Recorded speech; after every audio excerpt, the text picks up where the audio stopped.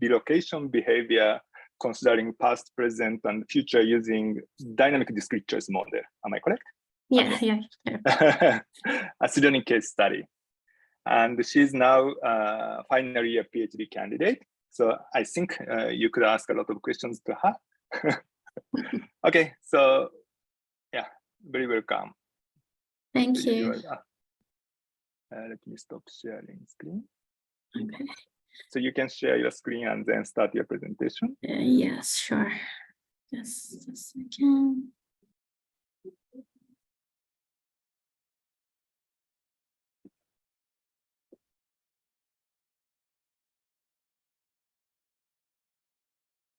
Okay. So can you see my screen? Is everything Yes, working? it's perfect. Yeah, perfect. Okay, perfect. Hi, everyone, and welcome to this session. Thank you for joining. So my name is Maryam, and today I'm going to introduce one of the research projects we have recently done with my supervisor, Associate Professor Taha Rashidi, and my collaborator, Dr. Amarin Siripanij. So we are doing this research in the RCT Center in UNSW Sydney, Australia. And the topic is a realistic framework for modeling residential relocation behavior, in which we consider past, present, and future. We use dynamic discrete choice modeling, and the case study used here is Sydney area. So first of all, let's picture this. There are two neighborhoods side by side. On one hand, we have a dense, bustling area filled with soaring high-rises, and in the next door, we have an area which is filled with a lot of parks and green areas, and it is not as dense. Have you ever wondered why a family might decide to move from one to the other one? What are the factors that impact their choices? Our main focus today is a big factor that affects these choices, and that is affordability. How affordable housing is, and we want to look at how this issue touches cities all around the world, with a special focus on our city, Sydney. This topic also ties into the big goals set by the United Nations for a better future. Now, let's dive in and learn more. First of all, I would like to show you a video, if it plays correctly. I hope so.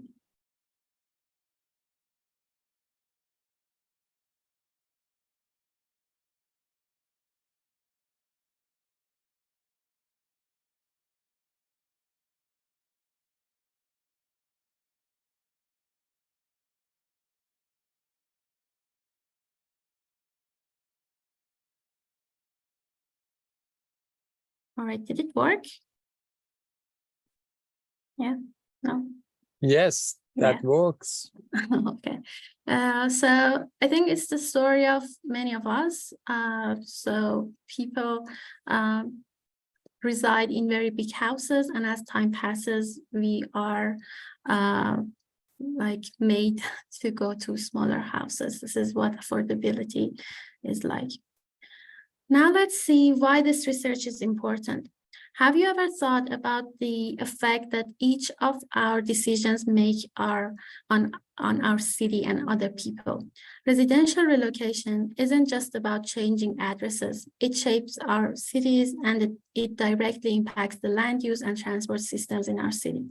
When households shift, land use patterns evolve, and it leads to urban densities and property demands and infrastructure needs. Simultaneously, transportation demands fluctuate. New relocation might mean more people using public transport, or instead more use of car. And also, I would like to mention that in general, it shapes our cities, and then these cities shape our choices. So it is a cycle that needs to be studied. So the data we use in this study is from HILDA data. So it is a data from all over Australia, and it is a pooled data. So it is from, it started from year 2001 until right now. So the available data currently is from wave 1 to 21, which is year 2001 to 2021.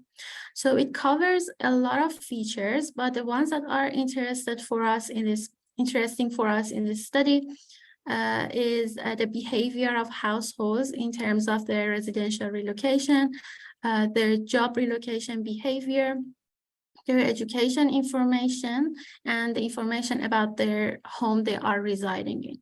We also use some external data. For example, we use SAFA measure, which is well known in Australia. We also use travel time durations, as we didn't have access to the location of people's job employment. What we used was travel distance and travel time to the CBD, which is Central Business District in Sydney. Also, we use some average rent and mortgage and sale prices. And also we use population and employment measures as well. Now, so what we wanted to study was why, when, and to where households relocate. In general, there are two main approaches to model these types of problems. So the first approach is static models, which is used a lot in the literature. And one of the other methods is dynamic models, which is like dynamic discrete choice modeling. So static models are like hazard-based models or regression models or many other that I'm pretty sure all of you have seen. I would like to mention that there are some hazard-based models that try to incorporate dynamic features of households, but there are some problems with them. And one of the key issues with them is that they cannot consider households' expectation from the future, which is something dynamic discrete choice modeling is completely capable of. So first, let's have a look at the static model here. So it's hazard-based modeling. I'm pretty sure many of you have seen or heard about it. So in hazard-based modeling, the main function, we have four main functions, and we have failure function, survival function, hazard function. And so we have, our data is divided into failed cases and survived cases. Failed cases are the cases that have relocated, and survival cases are households that have remained in their current residence at the end of our served data collection stage. And what we do is that we estimate the values of these functions using log likelihood function and maximum log likelihood function. And the formulation is shown here. And as I said before, there is a problem with this formulation. We can incorporate time varying variables, but we cannot consider future in this formulation, which is what's actually make dynamic discrete choice modeling interesting for us. Now, let's have a look at the picture for dynamic discrete choice modeling. So here we have our observed data. So as I said, we have 21 waves. And so imagine we are observing a household at wave 10. So we have the history of this household, so their past relocation, their past job relocation, their life course events, for example, and getting married, getting divorced, having a child. So these are all included in our data.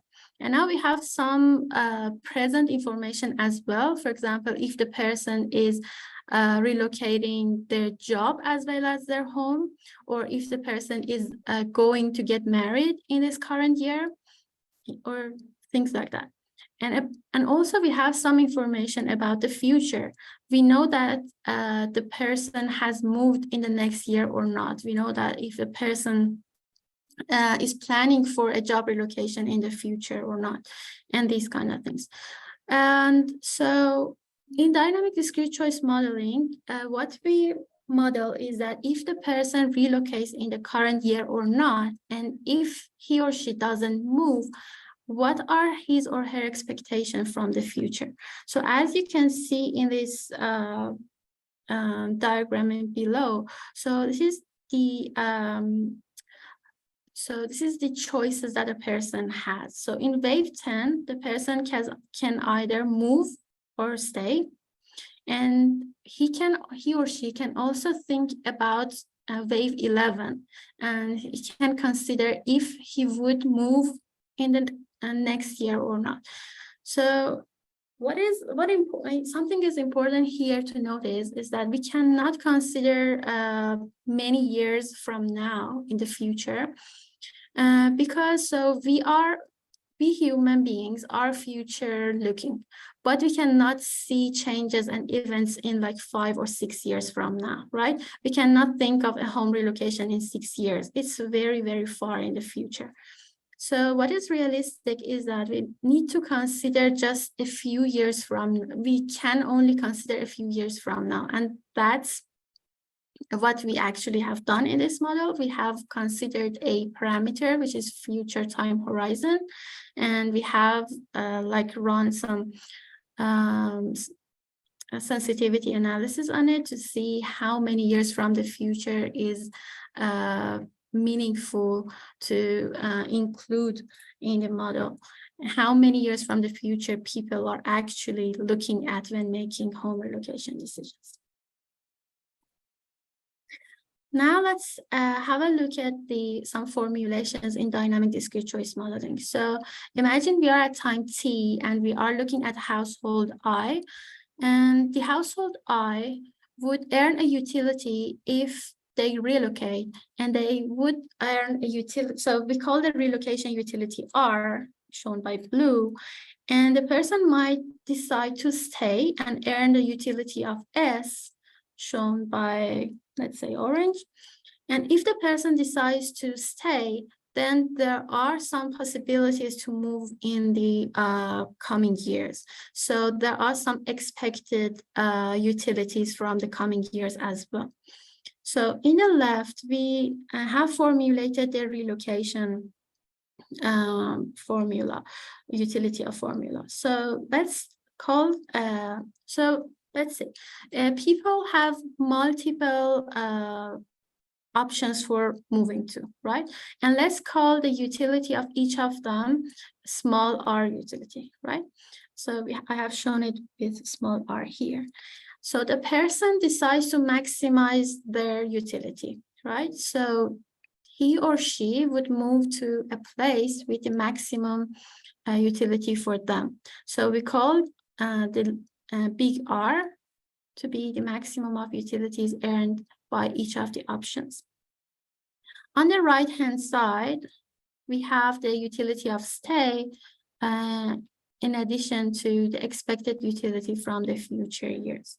So what we do based on these formulations, we can calculate the probability of stay and the probability of moving, and then including them in the likelihood function and estimate the parameters of the model. Now let's zoom out a little bit. In 2015, the United Nations Sustainable Development Goals were introduced. They were introduced with a vision for a brighter and sustainable future. And central to this vision was Goal 11, which was creating a sustainable city with inclusion mindset.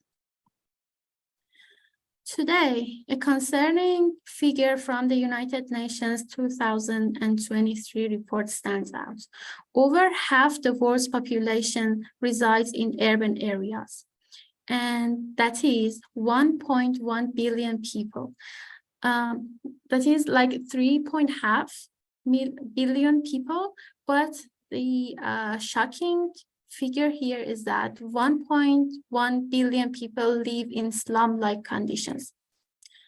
So this emphasizes the process need for urban policies prioritizing basic services and affordable housing.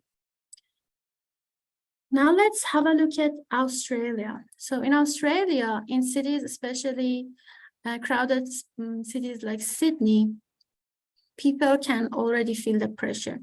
Since 1980s, housing costs in major Australian cities have risen, and the rise is the ratio of house prices to average income increased by 78%, and it indicates a growing unaffordability.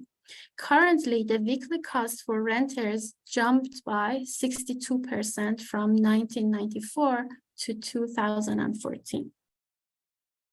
So we can see that the housing stress is so high. Now let's have a look at some of the results that we got.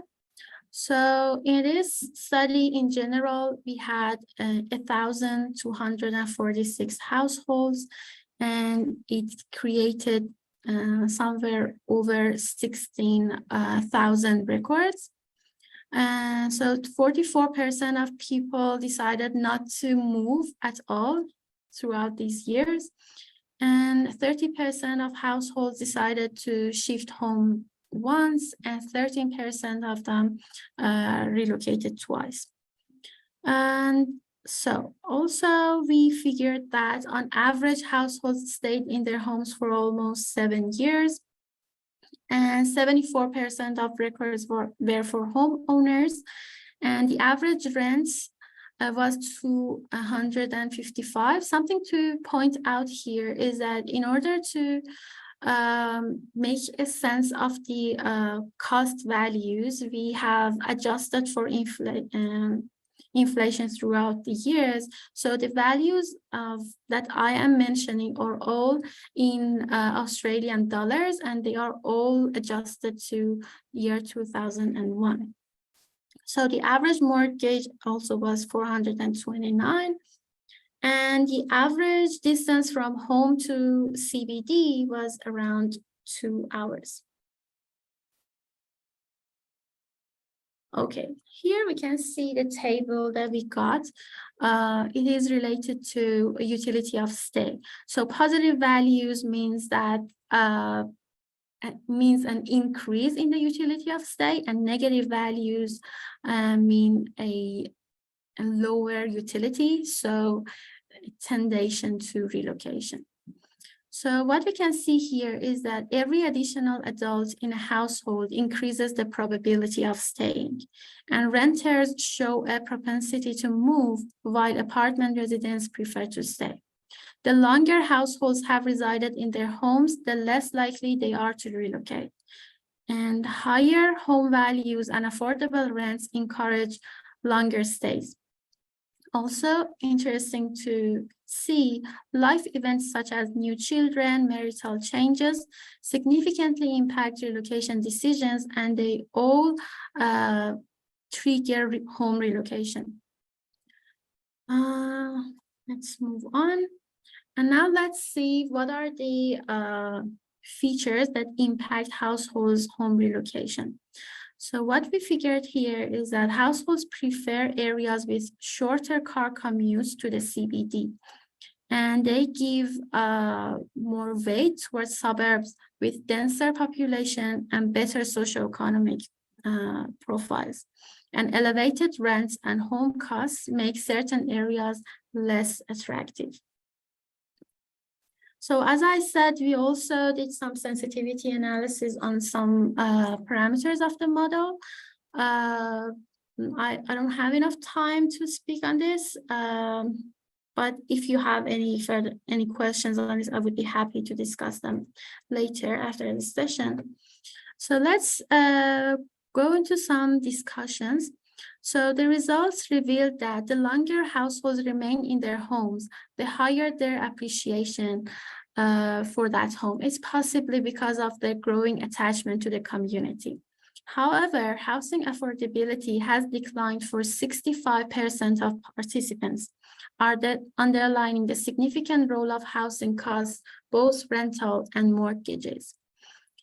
People tend to prefer areas with lower housing costs but denser populations, while cheaper rent encourages residents to stay. Interestingly, while higher rents push people to move, challenges in buying a home make them stay put. On top of that, the choice of potential suburbs is also guided by economic prospects, as shown by the influence of SEIFA's IER and IEO indicators. And these suggest that households are not only seeking cheaper housing, but also better economic and educational opportunities. Therefore, city planning should balance infrastructural development with socioeconomic considerations. Also, we tested some global events like the financial crisis and COVID pandemic. So they have both shown to be influential in home decisions, with many choosing stability and staying put during such times. To address affordability challenges, policymakers should not only focus on reducing rents and providing affordable loans, they must foster environments where residents should be able to stay longer due to a mix of economic opportunities, community bonds, and available amenities. And this brings us to the end.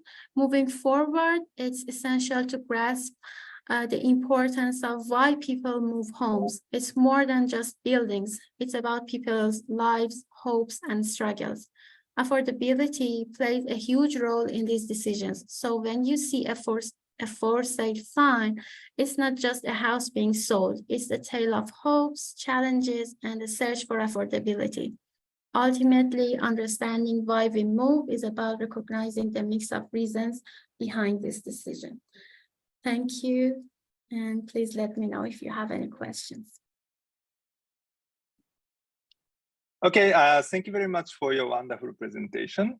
Now I would like to open for the audience. And if you have any questions, yes, now we have one question from Sue.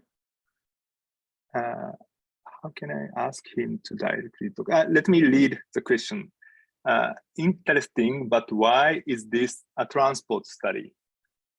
Oh, so transport and land use are very, very related. Actually, I'm a bit surprised to hear this question because so transport and land use go hand in hand. And home relocation decision is related to land use. So imagine people decide to relocate their homes. And this makes a pattern. For example, you see like 20% of people move to rural areas. It is a pattern, right? When a number of people do something, it makes a pattern in the city. And these patterns makes our change our land use in our city, right? And there are policymakers as well. So they need to plan our city and they need to plan our transport network. So when people move their homes and when the land use changes, actually the demand changes. And when the demand changes, the policymakers need to account for that. And that's how these two are related, right? Great. Yeah, so transport systems and residential location staffs are somehow non-separable problem. Yeah, great. That's what I wanted to say. Yeah, great. Yeah, and any other question? Maybe while waiting questions, let me ask a couple of questions. The first one, somebody asked, but yeah, let me just continue my question. I think you were talking about like uncertainties. I mean, like discounting. How can I say? People expect future value, but they couldn't really perfectly predict future. So some discounting would be happening. Yeah. But what I could not understand is how you represent that discounting stuff. Could you briefly explain how you embed that discounting components into the model? Yeah, so we have some information from people's future. For example, we know if the person has married in the coming year, right? Mhm. So usually in our data sets, we don't have an info like that, right? We don't know if the person is expecting something in the future. Mhm. But if we can consider that in our model, it would give us a realistic model in which we can see, like we might model and see the person has moved and we don't have any reason for that. But if we add the future information, then we say, oh, this person was expecting a marriage, so that's why the person has moved, right? So this is So, how, go on. So sorry, so how can I say it? The concept is totally fine. I could understand quite well.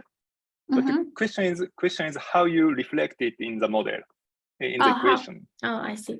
So for reflecting it in a model, so let me see in this formulation. So here we have the utility of stay, right? So the utility of stay by itself is shown by S, right? So it is a linear function, beta x, which considers current year information. But what about the future? So we have some expectations from the future. So let's say in the 1 year from now, we have a utility of a similar utility as well. The person might decide to move or might decide to stay. So we have the same formula for the next year as well.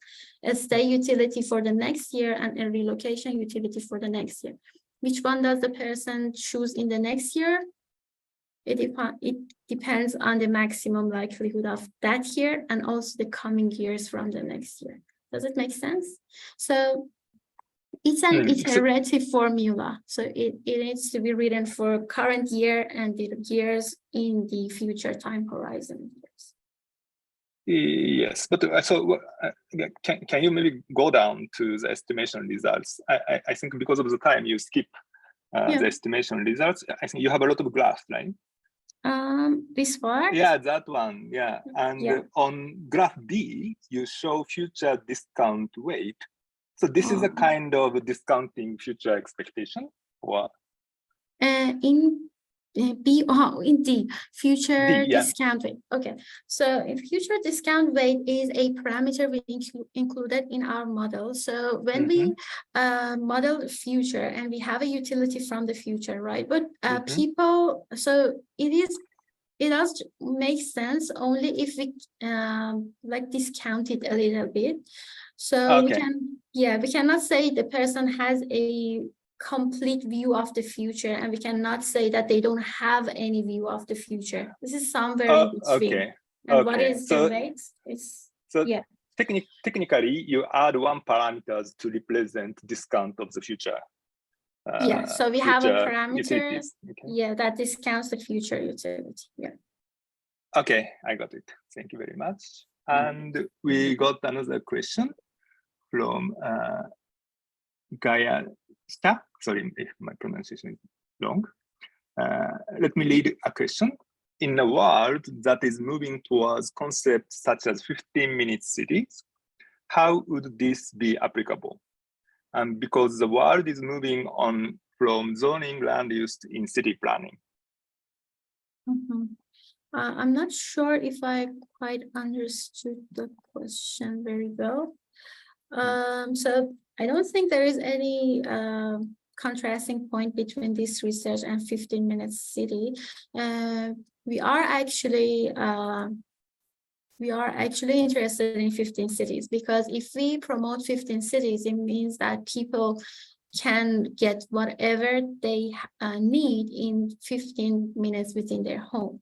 So it means we need to have equity in the city, and it means more affordable housing because people don't need to go to certain areas to get what they need. They can stay in the location that they love. Does it make sense? But let me just add more question. So does your results show like people actually prefer to live in a better place, more convenient place, like 15-minute cities? But because of the affordability problem, they may not be able to do that. And does your result showing that kind of tendency or not? So our results show that people tend to move towards the CBD, which is more crowded. And also it shows that when people afford to buy a home, they tend to do that. But if they don't afford buying a home, but they afford their rents, they tend to stay. So it is very surprising, or I don't know how to say that people want to move to more crowded areas. It shows that people that are have challenges with affordability, they tend to go to denser areas. And this is bad. And it shows that we need to promote 15-minute cities or 30-minute cities. So actually, this research promotes that. It doesn't contrast that. Okay. Thank you very much. Sorry, because of the time, we actually have one more questions. But can you answer to the question on the chat? Yeah, because of the time, I would like to finish the first presenter. Sure. Yeah. Let me see. Okay, I will write it in the chat. No worries. Yeah. So, Maryam, thank you very much for your great presentation. Thank you very much. Thank you for listening. Yeah. And if you have any questions, please email me. This is my email. Yeah, great. Thank you very much. And let me move to the next presenter.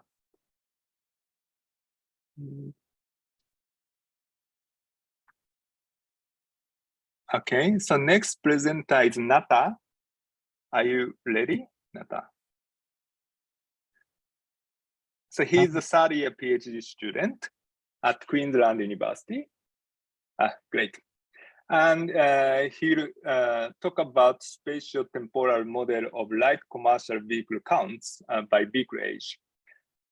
So if you are ready, could you share the screen and then go ahead with your presentation?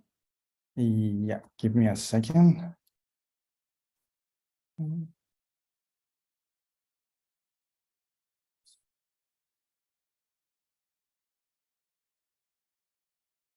Okay. Can you see my screen? Yes. Okay. Perfect. Yeah. So, hello everyone. Thank you very much for joining this session today. And I will be talking about a spatiotemporal model of light commercial vehicle count by vehicle age. But before starting, let me acknowledge my co-author, Dr. Etikaf Hassan, Professor Sebastian Glaser, and both my supervisor, Dr. Yasmin and Professor Shimo Hage. Okay. Okay, so this is the presentation outline today. First, I will talk about background, then data description, methodology, result, discussion, and the limitation and future study. For background, over the last decade, due to such overarching society trends such as online shopping, door-to-door delivery, and extended retail trading hours, specifically with the outbreak of COVID-19, consumers have significantly shifted toward online shopping. As such, there has been growth in the light commercial vehicle registration for freight deliveries, especially in urban areas. Freight vehicle or light commercial vehicle play a significant role in our transportation network, since these vehicles are involved in the movement of goods, people, and commercial services, especially last mile travel or last mile delivery purpose in urban areas. Hence, these vehicles are not only contributing toward the growth of road transportation network, but also driving economics as well. For example, according to the National Road Transport Commission, the transport and storage industry is part of an essential role in an Australian economy, since it contributes over 5% to gross domestic product and workforce employment. Although freight vehicles are supporting the growth of road transportation system and economic sector, it might increase the environmental burden of freight transport. Further, the rise in the volume of freight vehicles on our road network from year to year could perhaps reflect the higher proportion of all freight vehicles. What happens if we have all freight vehicles on our road network? A lot of all freight vehicles on our road network.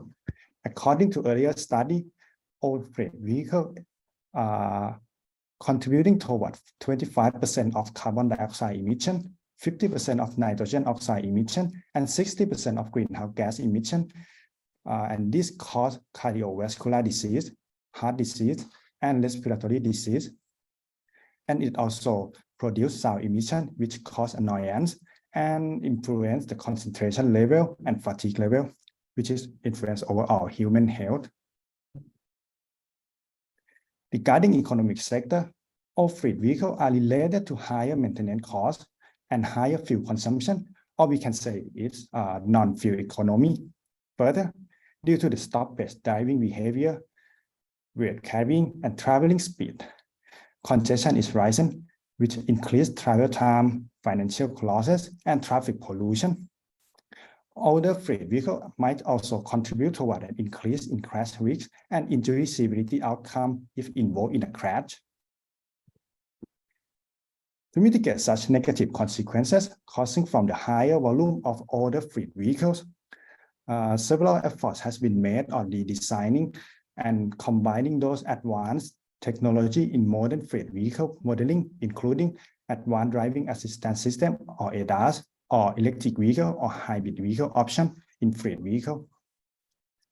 However, a major barrier for shifting from those traditional freight vehicles to modern freight vehicles are the relevant purchasing costs, additional weight of battery, limited weight carrying, limited driving distances, and insufficient charging station.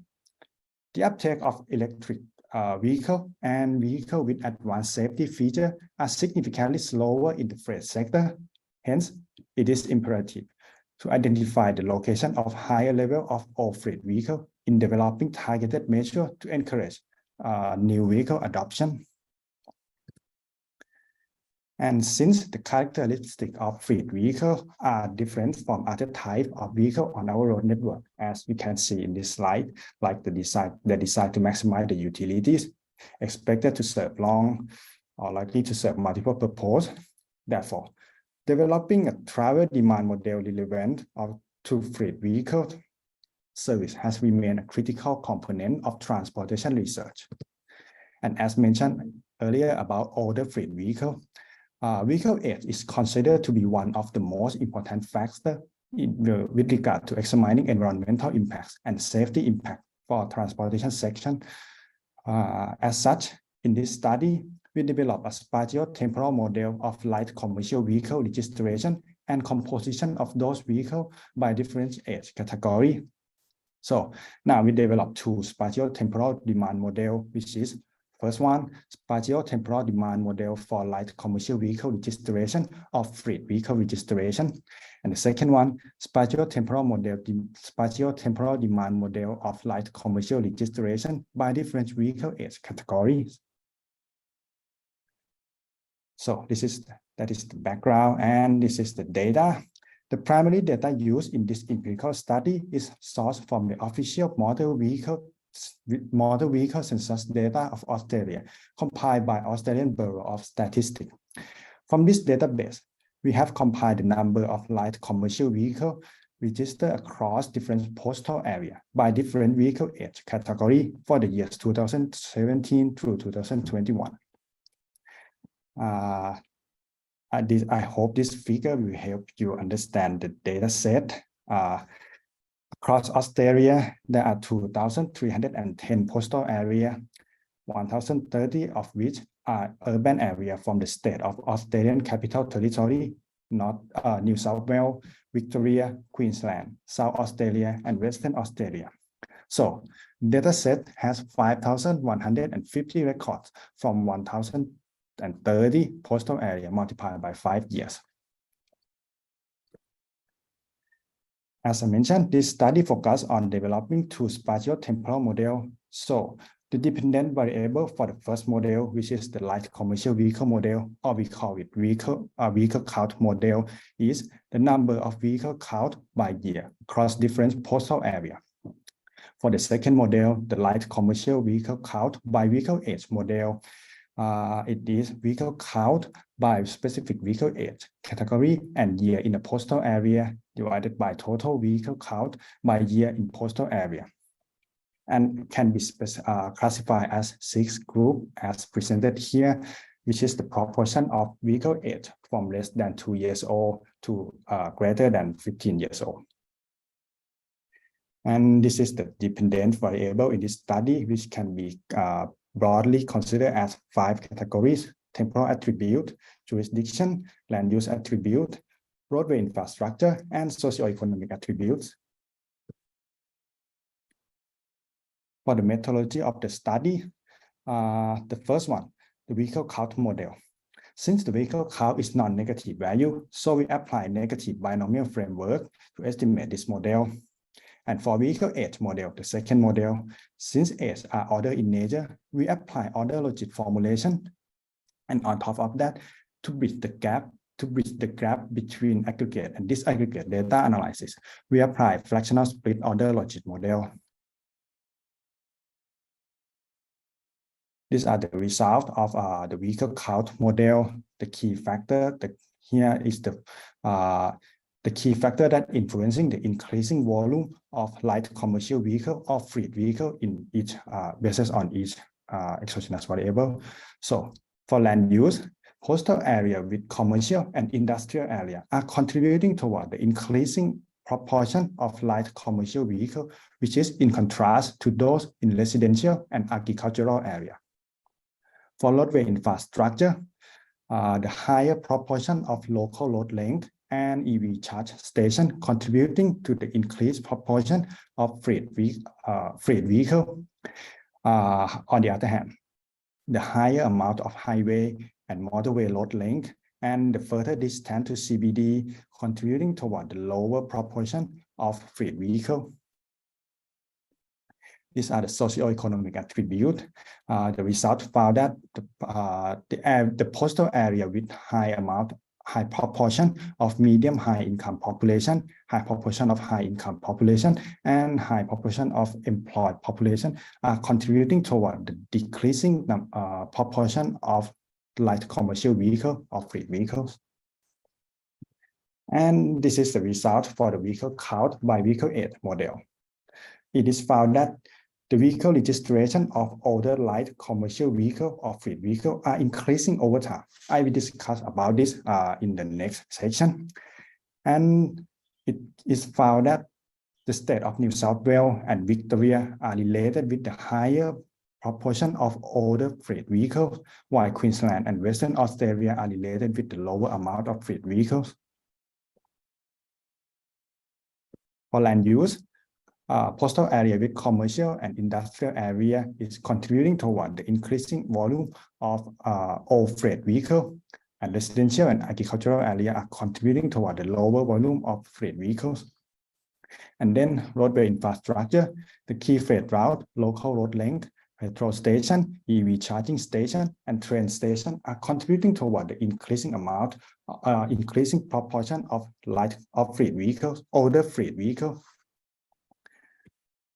For socioeconomic attribute, the postal area with medium and medium high income population area and postal area with high gross state product or GSP contributing toward the increasing proportion of older fleet vehicles.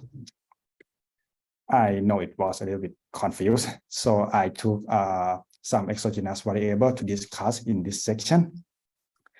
Okay, first for postal area with higher density of commercial and industrial area, postal area near CBD, and with higher length of local road are found to be associated with higher registration of light commercial vehicles and also high proportion of older vehicles. The results are perhaps indicate the higher level of last mile travel or last mile delivery activities between business area or city area and industrial area through local road. The next one, the postcode with a higher number of petrol stations are more likely to be involved with a higher proportion of old freight vehicle. The results are perhaps indicating that the old freight vehicle are likely to be involved with higher fuel consumption. Here, the gross state product or GSP. GSP is the total economic production of a state economy calculated by the sum of all final expenditure on goods and services in the state. It is one of the most common economic attribute to represent the size of economy of each state in Australia. And our results indicate that postcodes with higher chain volume measure of GSP are likely to be associated with higher proportion of all freight vehicles. The results highlight the increasing popularity of all freight vehicle proportion in both the state of New South Wales and Victoria, while highlight the decreasing proportion of all freight vehicle proportion in both Queensland and Western Australia. In fact, according to Australian Bureau of Statistics, the state of Victoria has the highest chain volume measure of GSP, followed by Queensland, Western Australia, and New South Wales. Therefore, the result could perhaps indicate the economic benefits of modern freight vehicles, since the state of Queensland and Western Australia are associated with slightly high chain volume measure of GSP. However, it may not be the case for the state of Victoria, since this is the state with the highest chain volume measure of GSP, but also involved with higher probability of high proportion of all freight vehicles. The results are perhaps indicating high level of economic activities in the state with higher economic growth. However, also indicate the lack of measure in discouraging the registration of older vehicles and lack of subsidy to purchase newer vehicles for those states. And here the time elapse variable, the result associated with time elapse variable indicates a positive influence on the higher share of older freight vehicle registration. And so it could perhaps indicate the fact that light commercial vehicles are staying in service longer over time, since the numbers keep going up, or indicate a higher probability of the rising proportion of all freight vehicles, which could reflect the difficulty in shifting from the conventional freight vehicles to modern freight vehicles such as hybrid or electric freight vehicles. In overall, the results highlight the effects of significant independent variables on the number of light commercial vehicle registration and their age composition. Therefore, short-term and long-term policy implications could be identified and implemented based on the result in order to solve the transportation externality relevant to higher level of all vehicle activities in the freight and commercial service sector. And these are the limitations and future study. In this study, we apply a traditional order logic fractional split model to examine the effects of critical factor on proportion of freight vehicles, and hence restrict the effects of exogenous variables by a single parameter across all alternatives. It might be more appropriate to apply the generalized framework of order logic fractional split model. Next one, we did not allow for the effects of unobserved heterogeneity across exogenous variables for both models. So it could be useful to accommodate such unobserved heterogeneity by applying random parameter. And the next one, we did not consider the unobserved correlation between both order logic model and negative binomial model, or the correlation between vehicle count model and vehicle count by age model. So it would be more meaningful to simultaneously analyze both models. And that's all. Thank you. Okay, thank you very much for your great presentation. Now I'd like to invite audience for Q&A. If you have questions, yes, thank you very much. Question from Jan. Let me read it. Thank you for your presentation. In your results, you only showed effect direction, but what about effect size? What was the strongest effects or the most policy relevant effect according to your model? Okay, so for this one, since we have those values, but we did not apply the elasticity analysis of marginal effects. So according to the result, I would say it is depend on the jurisdiction or the state, like the New South Wales, the state of Victoria, Queensland, or Western Australia. So like it most related to that rather than other factor. This is answer the question. Okay, maybe you could show effect size next time. I think that's yeah, matter. sure. Maybe I don't know when will be the next, but anyway. If any other question you have, please post. Maybe while waiting some other questions, let me ask one question. I think you use aggregate data, right? You only have some total, how can I say, it's count data at the postal code level. One question I have is, in this case, the results are largely suffered from MAUP problem. We call it's MAUP problem, modifiable area unit problem. So that is the issue when we change the aggregate zones. Like currently you use postal code, but once you enlarge that boundary, then the results can be quite different. So results might be depending on how you set up the boundary. So the question I have is, did you check the robustness of your results? I understand the limitation of the data you have. How can I say, you couldn't really access to the individual level data. So aggregate data, the use of aggregate data itself is fine, but I want to know that the stability of the results you have. Okay, so in this one, we did not address that, but we try to, rather than using only the count data, we try to use a fractional split model, which is categorize, classify the count vehicles by vehicle age as a proportion of each vehicle age, ranging from less than 2 years old to 15 years old.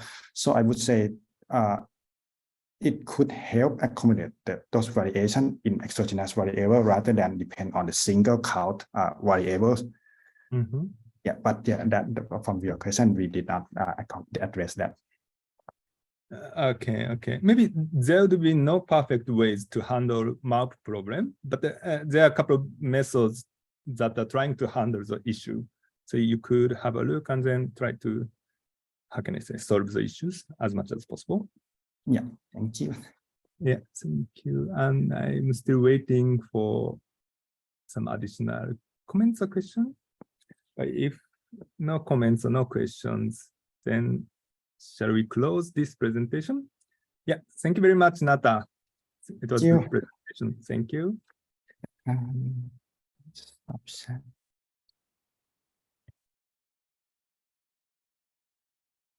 Oh, I cannot do that. Okay. I think okay. Okay, great. Okay, so let's move to the next presentation. Next presenter is Gian. He's, I think many of you already know him in the previous keynote session. He was a chair for that session. And he will talk about time series analysis of the effect of policy stringency on leisure outings during the COVID-19 pandemic in Japan. So Gian-san, are you ready? Yes, let me share my screen. Yeah. I don't know which screen you are seeing now. I guess you're seeing the full screen? No, not the full screen. Wait, let me switch that again. Too many screens at the same time. So what about now? No? Okay, I know the problem. Right. Let's put it here then.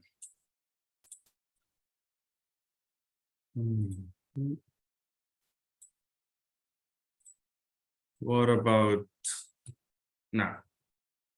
You see the presenter screen, right?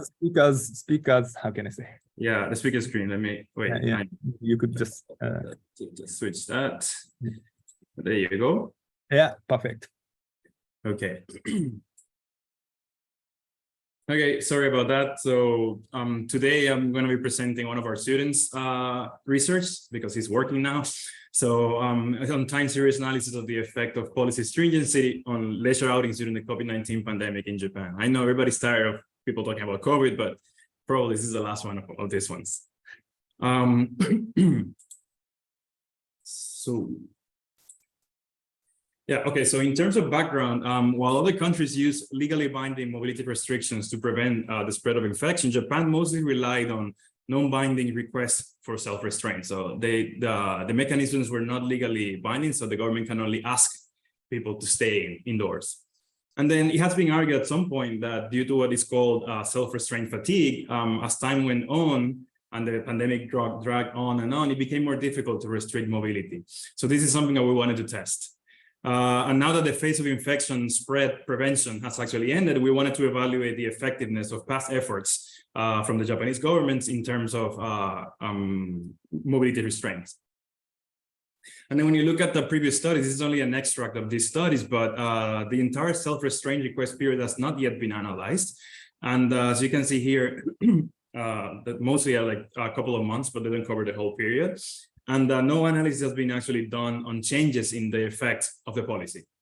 So the study actually aims to clarify the effect of the stringency of the policy, so how strict the policy was, and the number of infections and the amount of leisure outings during the COVID-19 pandemic through time series analysis.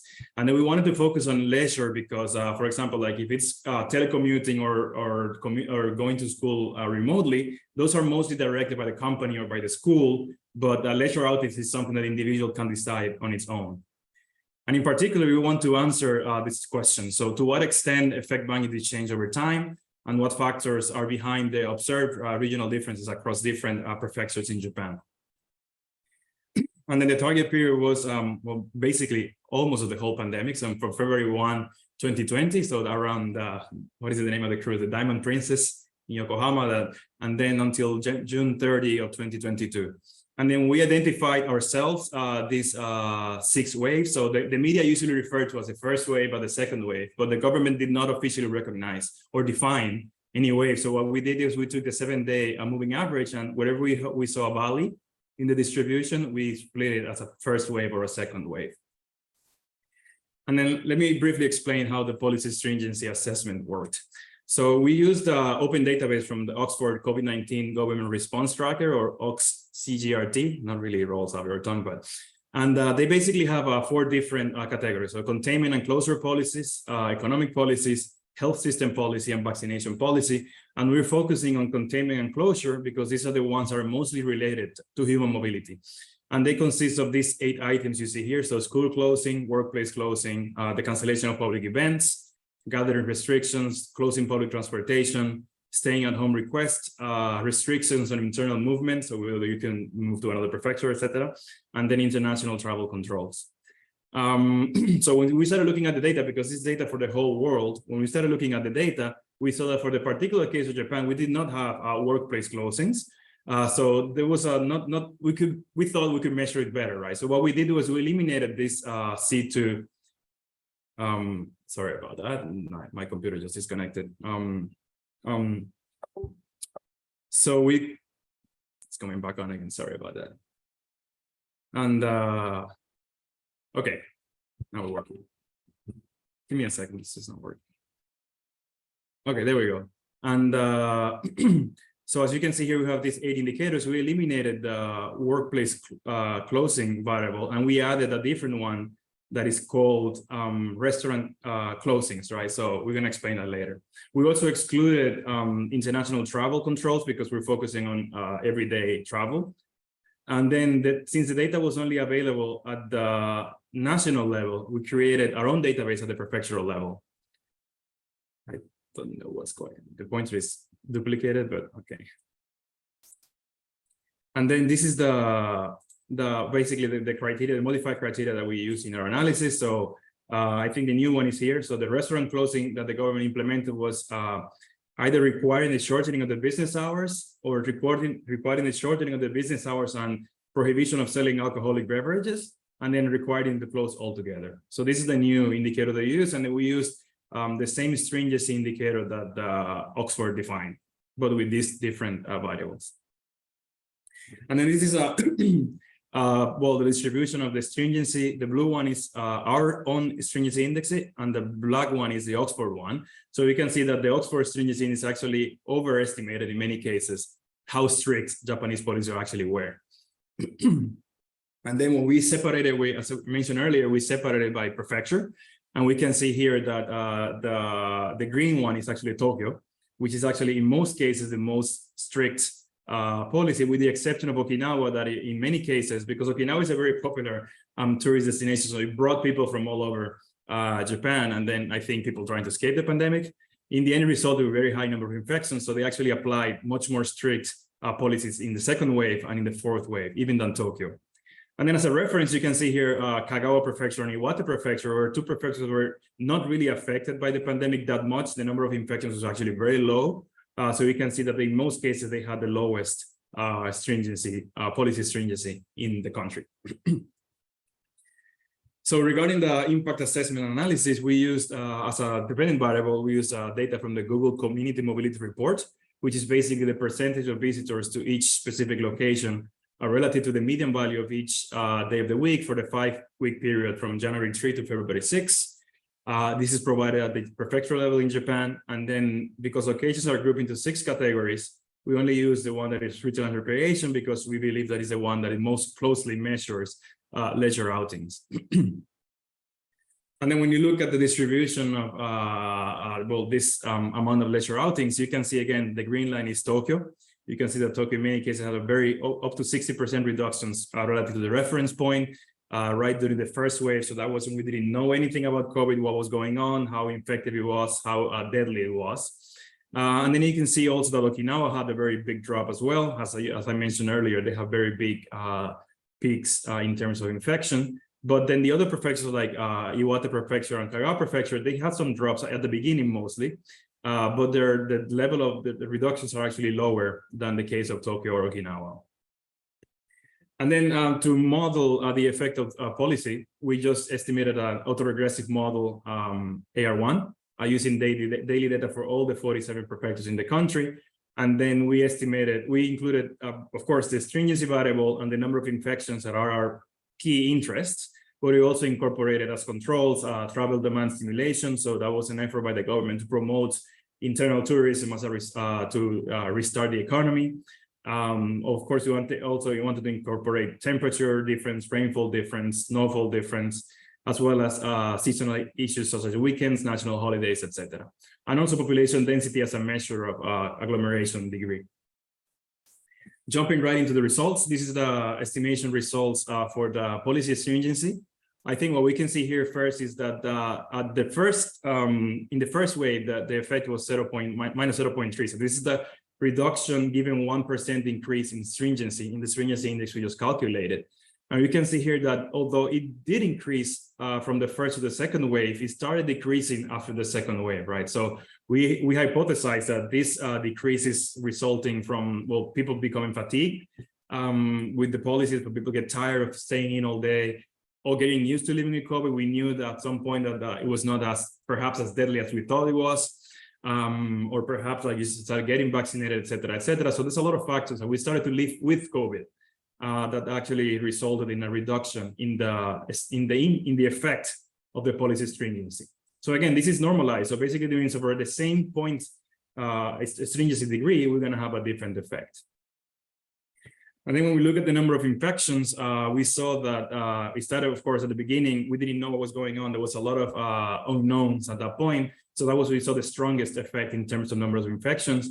But then we also saw that it started decreasing as waves went through. And then it plateaued from the third to the fifth wave, and then increased again during the sixth wave. So our explanation for that is this is around the time that Omicron strain started walking around, moving or spreading around. And so Omicron, as you know, is very high. It's not that deadly, but it's very highly contagious. And in Japan, people basically subjected themselves to quarantine if they were tested positive, right? So the number of positive cases exploded, which resulted in a lot of people that were unable to leave the house because of quarantine. And then we also projected what is the explanatory effect or the amount of the effect for each policy in this plot. This is for the Tokyo case for the whole observation period. And what you can see here, the points that I want to point out here, oh, sorry, before that, this is the effect of the vaccine, the pink one. So, you know, once the vaccine started kicking in, people started going out more, right? But you can see here that the policy effect, this is the stringency, right? So you can see that the stringency effect actually started decreasing over time. And then you can see how in the sixth wave, the effect of the infection actually became much stronger for the phenomena that I just explained, right? So people, it was very infectious, so a lot of people had to stay home due to quarantine. And then you can see the orange color here is basically the effect of population density, right? Which is not that clear here, but you can see it later when I show you the prefectural effects. So again, this is the effect at the prefectural level. So we have the second wave and the sixth wave. So I think the point that we want to mostly highlight here is you can see here that the blue line again is the effect of policy stringency, right? So there's a lot of variation within prefectures. So you can see that the strongest one in most cases was Tokyo. You can see here. And so it had the strongest effects. And then we can see some diversity in terms of like stringency across prefectures, right? That was around the second wave. But you can also see that by the sixth wave, the stringency effect kind of normalized. So all the prefectures have similar degree of stringency. And the effect of infections actually became a much bigger in terms of size. And then you can see here, it's a little bit hard to see, but again, this is this orange color here is the effect of density, right? So this is a bigger effect for the larger metropolitan areas like Tokyo, or you can see here Osaka. So to summarize, regarding the impact of policy stringency and number of infections on the amount of leisure outings, we found that the effect of stringency was not constant over time and generally decreased as time went on, probably due to factors such as fatigue, adaptability, etc. And the effects of infection status, so the number of infections, gradually decreased from the first wave, but then increased after the fifth wave, where a more contagious strain began to spread around. And then regarding interregional differences, early on, the effect of policy stringency and the number of infected people was considerable. The differences, but around this wave 6, this difference had largely disappeared. In terms of limitations, we're not able to assess the impact of the number of infections and policies on psychological factors. So we have tested before in other papers, like how if the effects of fear of infection and social influence have actually affected the outings or the amount of self-restraint. But in this case, because we're using aggregate data, we cannot observe these individual factors. And also, we're not able to analyze which parts of all the policies that were combined, which policies had a more stronger impact, because there are a bundle of policies. Actually, it's very hard to differentiate the impact of one another. And then we also do not consider the impact of cross-prefecture travel, right? So we don't know like whether people traveling from Tokyo to, let's say, Okinawa was actually responsible or had some effect in our results. That's all for me. Thank you very much. Looking forward to your questions. Yeah, thank you very much. If you have a question, please post to the chat. Yeah, again, maybe while waiting, let me ask. Johnson, can you keep sharing your slide? Oh, sorry. Let's see this here. Wait. Yes, this is the slides. I don't know. Okay. Appendix. Yeah, that's fine. Okay. So the question I have is on the possibility of identifying the effects. So just for confirmation. So leisure outings are the objective variable, and now you are having two main, how can I say, explanatory variables. One is number of infected persons, and another is stringency, right? Yeah. And question is, stringencies and number of infected persons are correlated, right? And if many people are infected, then stringency will increase. Those relationships we have. Yes. So the question is it fine ignoring those relationships in modeling the impact? I mean, to try to identify the impacts. Well, I think that technically it should not be a problem between correlation among variables. Okay. Because they're all included, but again, like because we have a lag variable as well, so it might be possible that these effects are actually correlated with the lag variable, and then that might be correlated with the error term. So yes, that is something that we need to be careful about. But yeah, I think that given the nature of the data, that is probably the way we could do it. I mean, it might be possible as well to actually test whether we can have a lag number of infections. Actually, we had it. I don't know if you can see here, the number of infected cases compared to the previous week is also included So that might have an Okay. effect as well. Yes, but technically we should be able to separate these effects. With the risk, of course, there might some correlation with an observed terms, there might be a risk, yes. Okay, got it. Yeah, thank you very much. We have some questions. Let me read. Please summarize the usual time series analysis or models that can be used. I'm not sure if I follow the modeling methodology. Could you explain more? Okay, so what we use is an autoregressive model. Basically, the one means that we're also using one lag. So that means that we're incorporating, as you can see in this equation here, we're incorporating the dependent variable, a lag of the dependent variables, an explanatory variable, because of the time series nature of the data, right? So because the observations are independent, right? So we assume that the past behavior is going to be one of the factors that explain present behavior. And you can actually see that that is the case when you look at the results. So this orange, red, a brick red color is actually the effect of the lag variable, right? So there's a lot of, basically behavior doesn't change once that it actually carries over from what we have in the past.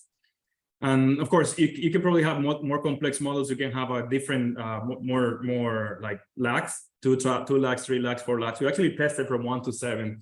But we observed that the biggest increase in model performance was from 0 to 1. So that's the reason we decided to use only one lag term. Also because it's a more parsimonious model, it's simpler to interpret. But yeah, of course, we can have much more complex models that we have ARIMA or ARMA, et cetera, but we wanted to keep it simple, which is the reason we use this one. Okay, great. What about the stability of the results? I mean, if we change the model to AR2 or some others, what about actually, the results? yes. I think there is so this is basically from AR 0 to 7, and you can see how the AIC and the BIC actually, this is the no lag, right? So you can see they have the biggest jump here. And then it starts, of course, marginally decreasing because you have these patterns are not independent. So, but the results, this is in Japanese, and sorry, this is not there. But the results actually were not that different. I think that the effect magnitudes actually became somewhat smaller, but the direction of the effects and the overall patterns that we are explaining here are very consistent. Okay, great. That's very nice. Okay, any other question?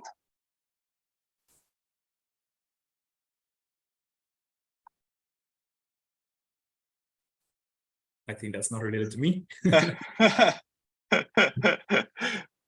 Okay, so thank you very much for your great talk. Okay, thank you. Thank you. Yes, so fine, we don't have the final presenter, but actually final presenter shared the video. So I think we can play the video.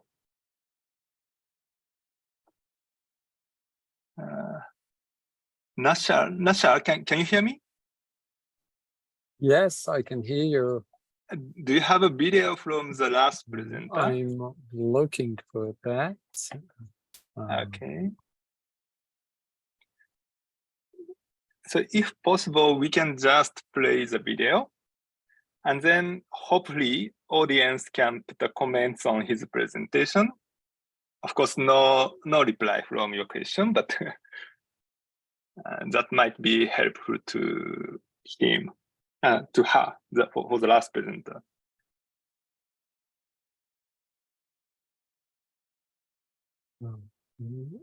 You cannot find it out? No, I'm just looking for that. Okay, I found it out. Okay, did you? Yeah, I think this one. Let me try to play.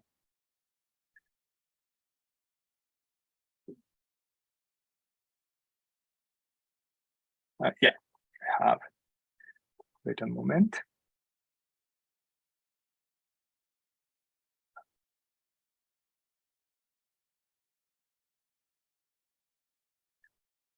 So maybe let me try to introduce final presenter, although she's not here. So final presenter is, sorry, I couldn't, Melrose, Pan, and she will introduce equity in transportation scenario planning, review trends and future needs. Yes. Let me just simply play the video. I have found that too. So. Okay, you have? Yeah. Great. So can you try to share? Okay, just let me.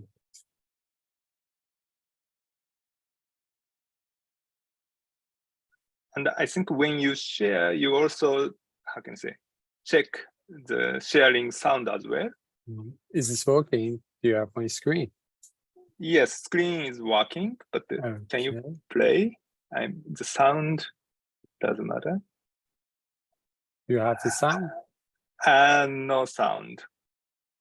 There is no sound. No sound. Maybe let me try to share. Okay. I think, yeah, I think I can also share the sound.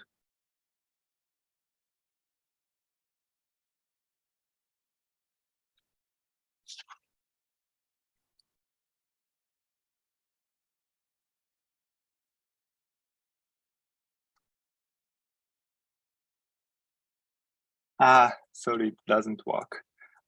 Let me just try it again if you want. Yeah, so before sharing, there's one box to check to share the sound. So you also have to share the sound. Yes, I checked that. Okay. So could you try again? Let me just.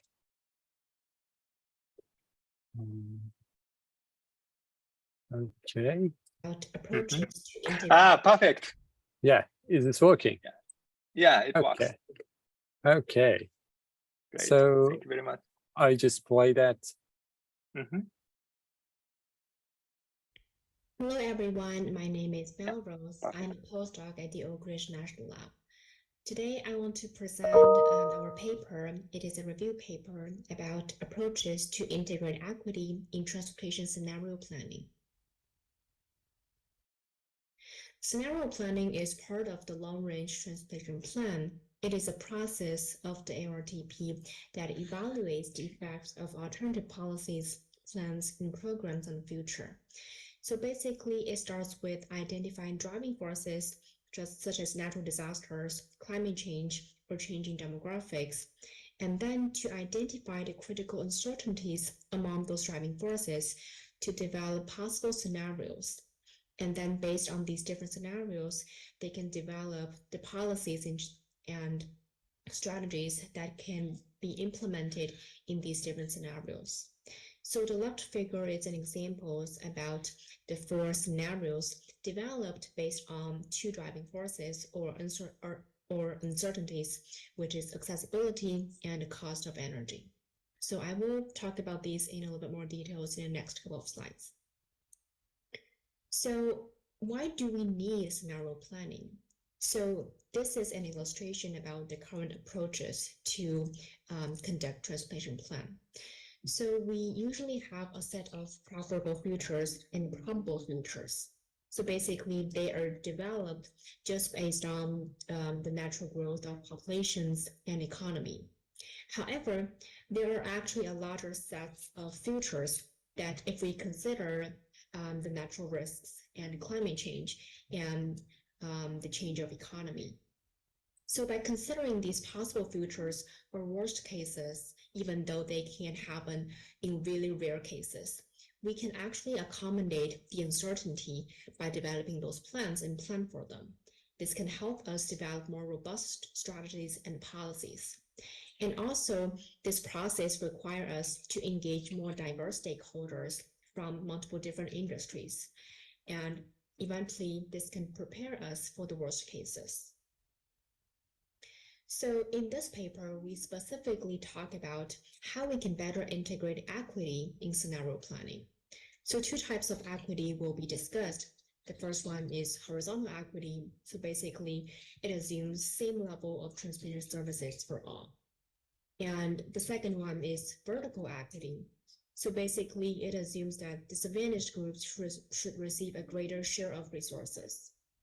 So we also going to talk about what if we plan without equity consideration, and in what circumstances should we specifically consider equity, and also basically how we can embed equity in scenario planning to improve the whole practices. So let me briefly introduce the steps of scenario planning in general. So basically, there are 5 steps. The first one is to define the missions and goals of a scenario. So basically, to answer the question of how should we get started. And the second step is to analyze future trends. The third one is to compose the scenarios based on the future trends. So basically, those 2 steps answer the question of what could the future look like. And the fourth step is to analyze the scenarios. The last one will be evaluating the policies under different scenarios. So basically, to answer the question of what impacts will these scenarios have. So based on the literature review, we found that the first, third, and fifth step actually can integrate equity. So then we want to answer these 3 research questions. First, how is equity integrated in these 3 steps? And second, how has equity analysis in scenario planning evolved over time? And third, what are the differences between the studies that did or did not consider equity? So basically, we want to understand under what circumstances should we especially consider equity. So for our literature review, we follow the standard literature review procedure PRISMA to conduct the literature and collection and summary. And altogether, we collected 38 records. We also reviewed the presentations from Transportation Research for the second scenario planning conferences. It's basically the slide deck from the conference. So to answer the first research question, which step of scenario planning is the concept of equity considered, we collect the literature that document the 3 steps which involve equity. So the first step is defining the missions and goals of the scenario. What we found from the literature is that even when the concept of equity is mentioned in the goals, some of the studies did not specifically develop the corresponding evaluation metrics. So basically, most of them did not consider any equity-related evaluation metrics that should align with their goals. And the second is about creating scenarios. So there are currently 3 ways of creating scenarios. The first one is about small scale within agency discussions. So basically, it doesn't require a really large workforce, and they will discuss the topics mainly related to transportation or part of the transportation, rather than involve multiple industries like economy or technology. And the second one is focus groups with experts. So this requires a larger set of stakeholders. The left figure is the outcome of a study conducted by Shaheen and Wang. So basically, they created 4 scenarios based on their focus group studies, which considered 2 major uncertainties, which is sustainability and business. So the third method of creating scenarios is to collect input from citizens. So the right figure is an example about the study conducted by North Dakota DOT. So what they did is to create 4 scenarios, and then they did a survey and asked the general public to provide feedback about those 4 scenarios. So usually for the first method, small-scale discussions, they usually only involve infrastructure and technology improvement within the transportation industry. And the next 2 ways about like focus groups and the community engagement, equity is more likely to consider. So the next step about scenario planning is evaluating policies under different scenarios. So there are also 2 ways. The first one is qualitative, the second one is quantitative. So qualitative evaluation is an extension of the focus group studies. So basically, the experts from different fields just openly discuss their predicted future, and the potential policies that can work under different scenarios. And quantitative evaluation is similar to the process of travel demand modeling, but with a more diverse scenarios. So basically, it is to conduct simulation and evaluate the potential impact of different strategies in each scenario. So this is an example of using urban footprint, a simulation tool, to conduct scenario planning. So there are benefits and limitations of these two approaches. So for qualitative, the benefit is that it is very useful for stakeholders to verbally commute the results, and also it is easier for public engagement because usually the results are really easy to understand. However, there are several limitations with the qualitative approach. So first, it is not always accurate when comparing the trade-offs among policies. And also, this leads to the next limitation that it might not directly help determine the best policies. And also, in terms of equity, it is not always easy to measure equity, especially vertical equity. So the benefits for quantitative approach is that it can provide precise and in-depth results about how policies affect equity.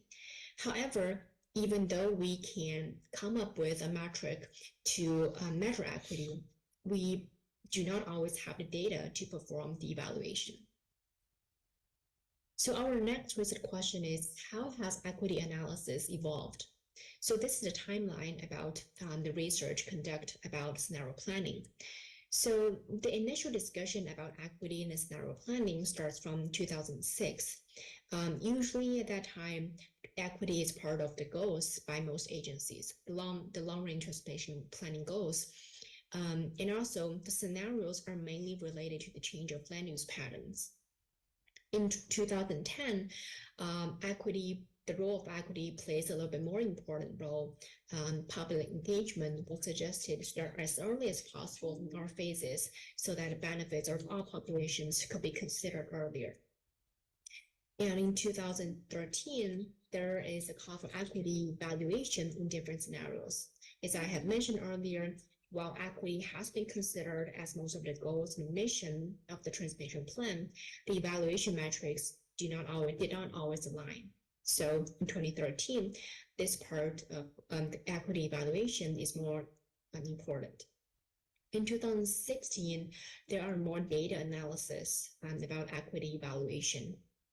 In 2019, more diverse scenarios were created considering different uncertainties such as climate change and technology change. And equity evaluation at that time was not advancing that much. And so basically, just more diverse scenarios were created. So in 2020, the importance of scenario planning was emphasized because of the pandemic. At that time, public agencies started to realize that planning for different extreme cases is very helpful to prepare the future risks. So in 2022, more quantitative evaluation methods were used. So the last question we want to understand is when we should specifically consider equity. So we focused on 4 different studies and example to see what are the differences. So 2 studies considered the application of regional transportation planning, which is usually the application area of scenario planning. And 2 other studies focus on one specific application, which is tourism. So 2 of the studies consider equity, while the other 2 did not.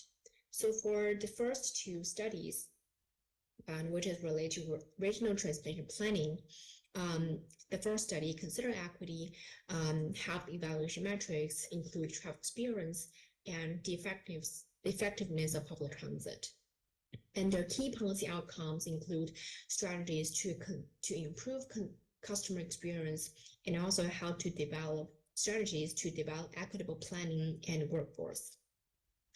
And the second study in this area did not consider equity, and their main evaluation metric is the land use and economy. And basically what they want from this planning process is the strategies to improve multimodal transportation and using innovative technologies. So the last 2 studies about tourism, the first study considered equity. Their major evaluation metrics is the change of demographics and public health. Their key outcome is to develop affordable recreation plans and how to improve health and safety. And the last study did not specifically consider equity. Their main evaluation metric is economy and sustainability. And the key policy outcome is connectivity technology and sustainable mobility options. So we can infer from these studies that the common characteristics of the study that did not consider equity is that they place a higher priority on system efficiency and growth in areas such as economy or technology. However, for those that consider equity, they place a higher role in system users and how to improve their experience in the transportation plan. So at the end, we propose a guideline to improve the scenario planning process. So a brief recap about this process. The phase 1 is to define the scope, effort, missions, and goals. And phase 2 is to create a baseline and alternative scenarios. Phase 3 is to evaluate scenario impact, and the last step is to select the strategic plans and policies based on the evaluation of the scenarios. So for phase 1, defining the goals, usually we want to consider equity as one of the goals. And it is worth noting that we should define a working definition for equity. And then we want to discuss the impact verbally so that we can better develop equity-centered metrics.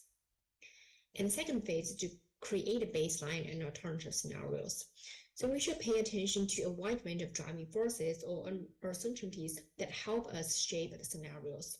So these driving forces could be including social, political, economic, legal, and technological factors. And we also want to ask ourselves the question, if the disparities in the allocation of transportation resources is a critical driving force. If so, we should also consider equity in defining the scenarios. So eventually we want to come up with something like this. So this is an example of considering economy and climate change. However, we might not want to limit it to only 2 uncertainties and the 4 scenarios. And also, community participation is an important step in this phase. And the third step, after we have the scenarios, we want to evaluate their impact. Also, we can further conduct community participation to let the public input influence our decision. And also, we want to analyze the equity impact of each scenario. So the right-hand side figure is the illustration about how we can balance the performance and the robustness. So for different scenarios, the policies we propose might have their different efficiency performance metric. So some of them might perform really well in certain scenarios, however, really bad in others. So this is when robustness metric plays a role. So for the strategies that perform really bad in certain scenarios, even though they may perform the best in certain scenarios, we might not consider them as optimal, especially in terms of equity, because in extreme cases, these strategies might not mitigate the disaster. As a result, robustness could be very effective when we are evaluating different strategies. So for phase 4, it is about selecting the strategic plans and policies based on the above mentioned analysis. So we want to structure policies that they can focus the specific needs of underserved populations. And then we want to identify the equitable policies that would be successful across the scenarios, especially the worst case ones. So thank you for listening. If you have any questions, please feel free to contact us. Thank you so much.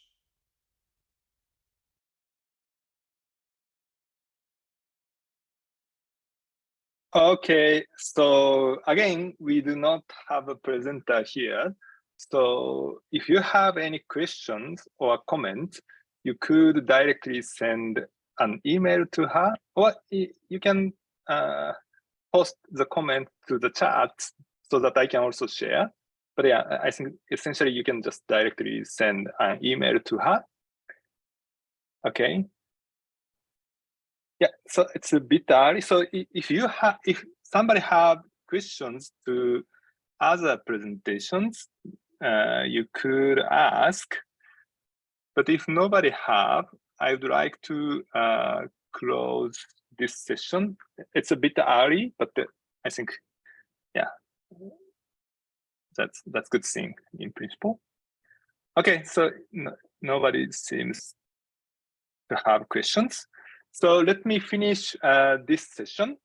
Thank you very much for joining this session, and thank you very much for your great presentations. I really enjoyed all the presentations. All the topics are quite different, but it was very fun. Yeah, and thank you very much for asking questions actively. Yeah, thank you very much for joining. Thank you, Karashi. Yeah. Yes. Yes, tomorrow's headline speaker starts at 12 noon at Australian time, so that's 11 a.m. Japanese time. So today we had it in the middle of the session, but tomorrow is the first session of the day, so please join. Okay, thank you very much for the announcement. Yeah, thank you very much, and see you tomorrow. See you tomorrow. See you.